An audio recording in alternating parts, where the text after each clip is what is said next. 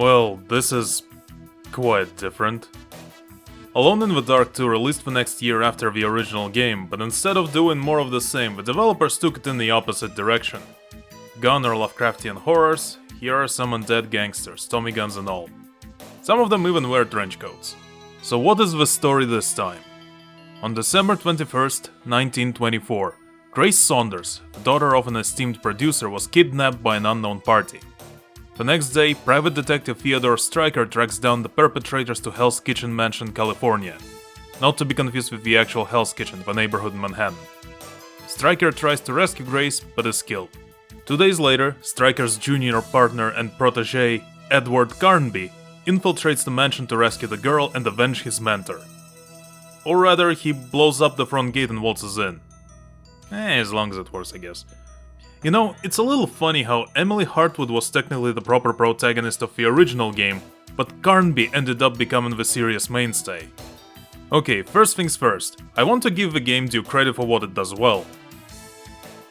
Right after I beat up this guy, hang on a second. There we go. Pre-rendered backgrounds still look very nice. I think some are slightly more detailed than those in the first game too, and there are some little animated bits as well, like these snakes crawling around the hedge maze or this whatever face. But what sticks out the most about the graphics is that there are many more dynamic shots. The game wastes no time showing it off too. The intro where Stryker tries to rescue Grace has some great shots, like this one from behind the window, and the scene in the room has some unique camera angles, all of which require their own pre-rendered background too. And it is all capped off with this animated shot of spilt milk. Gushing about this may seem silly nowadays, but back then this really was a big step up in terms of presentation. Character models saw a slight improvement as well. They are still pretty simple, just look at Stryker over here, but overall they do look better than the first game. No zombie chickens in this one. Going back to the intro again, they even bothered to make special model for Grace with proper facial animation. But I do need to address one major problem with the graphics. Carnby shaved his mustache. It looks like he still has his mustache from certain angles, but no, that's simply how they draw his mouth.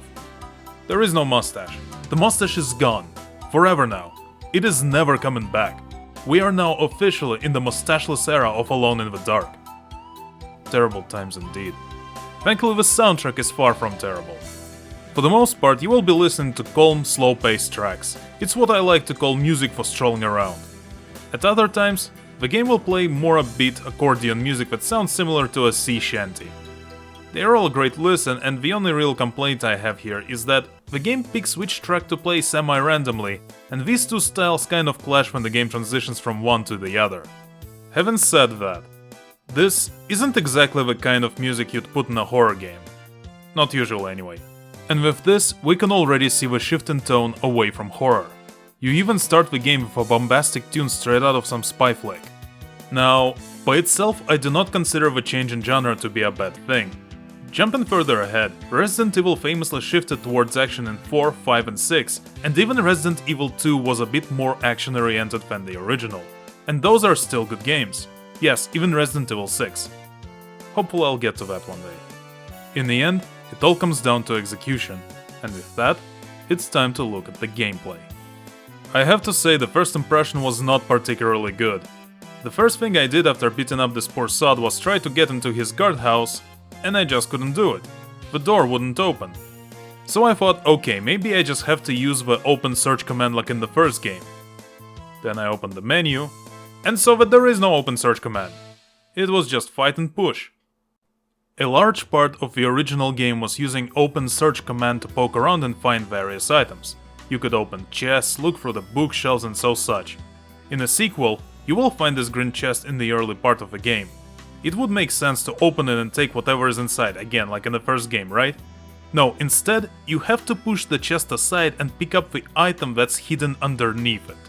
That isn't to say that exploration is completely botched, because it isn't. You still have to find various items to solve puzzles and so on. Items just either lying around in plain sight or drop from enemies.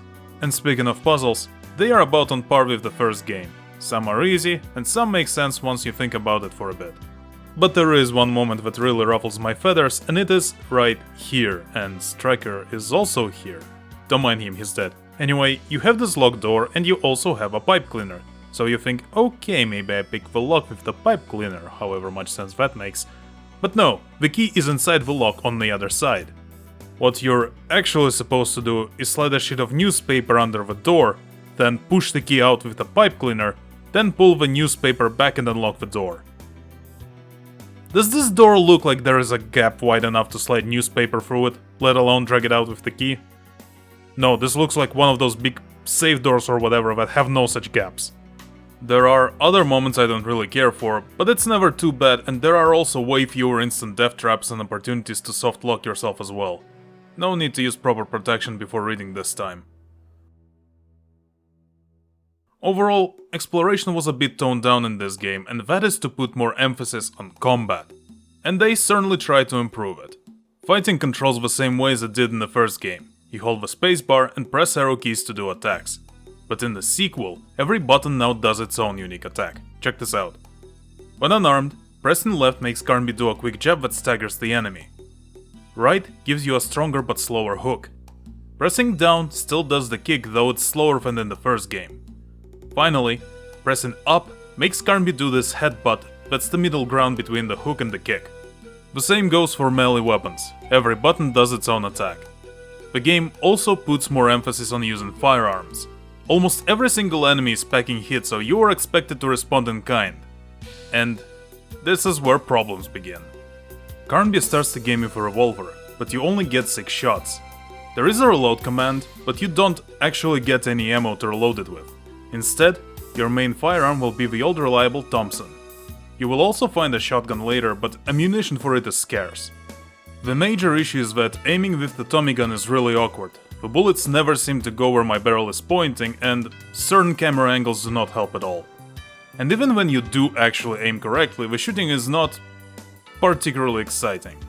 Jumping back to classic Resident Evil real quick, shooting is basically the same, but the games put extra pressure on you through scarcity of resources in terms of both ammunition and healing. And you know, it also helps that aiming doesn't suck. In Alone in the Dark 2, you will sometimes get extra ammo as item drops from defeated enemies. Enemies themselves are not particularly threatening either. I mean, yeah, most of them have guns, but they also have their exploits. In particular, most of them can be easily ambushed around corners. Or, if you want to conserve ammo, some enemies straight up cannot hit you up close at all, so you can just run up to them and stun lock them with melee attacks. Oh, and by the way, you won't have any proper melee weapon in the first section of the game, so the most reliable way to do that is to repeatedly headbutt them to death. Boy, I sure hope Carnby won't get a concussion out of it. If you do get hurt, some enemies also drop healing flasks, and sometimes you can find them just lying around too, so as long as you didn't take too much damage, you can easily heal all of it back. And even if you didn't get hurt at all, just chug them anyway, because your health apparently doesn't have an upper limit. But if you're not content with taking any damage at all, the game allows you to save at any moment, so you can save scum to your heart's content. Needless to say, this completely kills any and all tension the game might have had, though to be fair, this was an issue with the original game as well.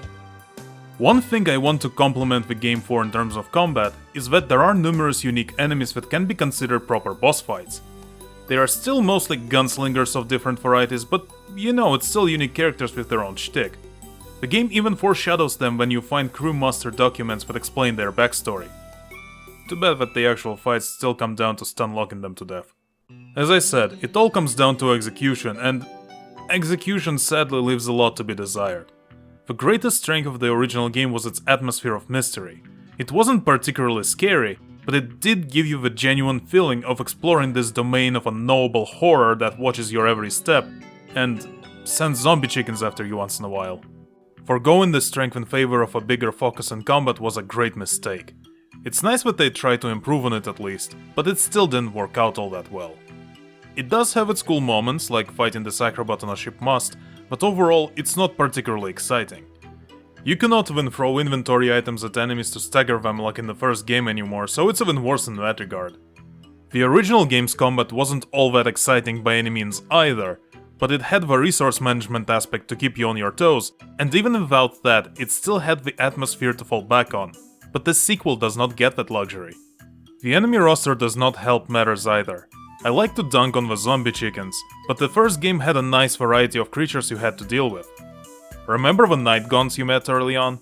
The deep ones in the caverns? The bathtub marmalade I complained so much about in that video? There were all kinds of spooky adversaries lurking about. In the second game, there's this funky ghost you meet early on that I spent my revolver ammo on. And after that, you fight undead gangsters and pirates almost exclusively. Yeah, the main villains are undead pirates from the Flying Dutchman. I guess the undead are supernatural beings too, and they're accomplices of Voodoo Witch, but you know, they are still just people. And speaking of these people, there isn't even that much story to them either. The most lore exploration you get is the backstory for each individual crew member that you can read in the Crew Masters, and when you meet their captain for the first time, he'll just give you a big lore dump and that's that. One interesting thing does happen in the latter part of the game. Carnby gets captured and you actually have to play as Grace to set him free. Naturally, the little girl cannot fight enemies, so instead you will have to sneak around. It's a nice change of pace, but things are not all sunshine and rainbows here as well. The stealth is rather primitive, and it's not entirely clear how detection works. Grace is not exactly good at running away either, the fastest you can go is this little prance. Every single enemy is faster than you as well, so unless you're close to a room exit, getting seen at all basically means game over, which admittedly is mitigated by saves coming.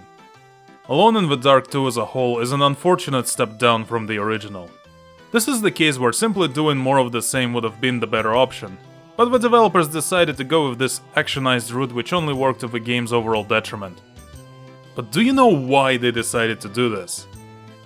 Well, in 1992, the same year the first Alone in the Dark came out, id Software released a little game. You may have heard of it. It was called Wolfenstein 3D. So the head honcho looked at it and decided that they should go guns blazing too, but keep the overall gameplay in line with the original at the same time. So this is basically the case of we want Call of Duty audience before Call of Duty was even a thing. Goes to show that the more things change, the more they stay the same. Alone in the Dark 2 also came out on Saturn and PlayStation in 1996 as Alone in the Dark Jack is Back in Europe. Jack is Back in Europe. I mean, in Europe it was called Jack is Back, and in North America it was One-Eyed Jack's Revenge. Neither title makes sense because Jack didn't come back, this is his first appearance, and he isn't taking revenge on anyone either. If anyone is doing any revenge on here, that would be Carnby. Anyway, these ports actually feature proper texturing for all the character models, though the models themselves remain unchanged. I didn't test the Saturn version, but the PlayStation version has horrendous load times which makes simply playing the game very unpleasant. I definitely cannot recommend it. Talking about the PlayStation version, one reviewer said that Alone in the Dark 2 is frankly yesterday's news. And it's very hard to disagree because the first Resident Evil came out the same year and outclassed it by every metric. And it's so ironic too. The original Alone in the Dark defined survival horror as a genre and served as one of the primary inspirations for Resident Evil. In Alone in the Dark 2, you dress up as Santa Claus and have a frying pan duel with the cook. Well, the game does take place on Christmas Eve, so yeah. Merry Christmas, you filthy animal. And a Happy New Year.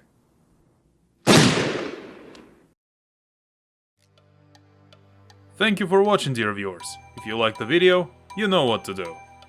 Merry Christmas to those of you who celebrate it, and if you don't, well, I hope you have a good day regardless.